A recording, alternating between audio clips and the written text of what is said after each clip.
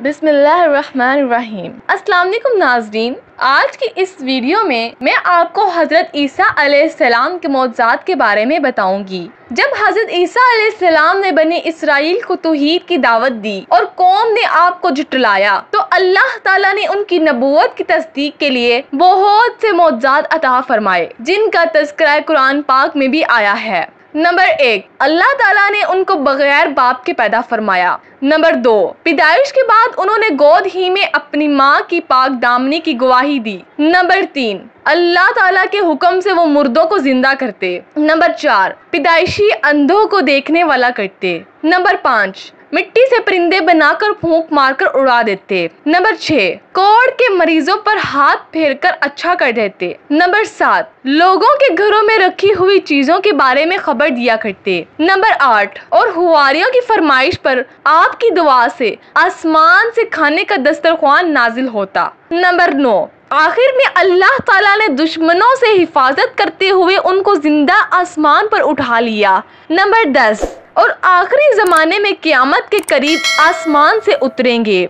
Number 11, क्या हजरत ईसा अलैहिस्सलाम को सूली पर चढ़ाया गया या वो शख्स कोई और था?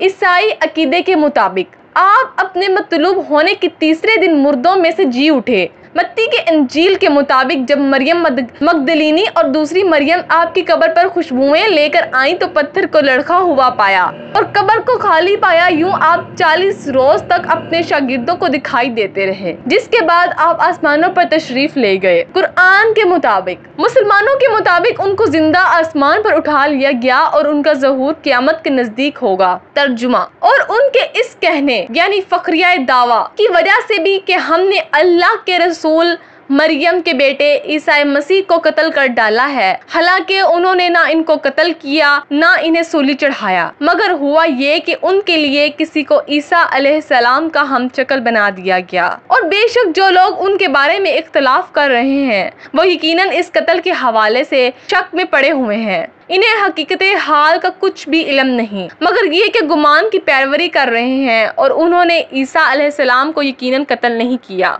अगर वीडियो बनाने में मुझसे कोई गलती हो गई हो तो मैं अल्लाह पाक से माफ़ी की तलबगार हूँ।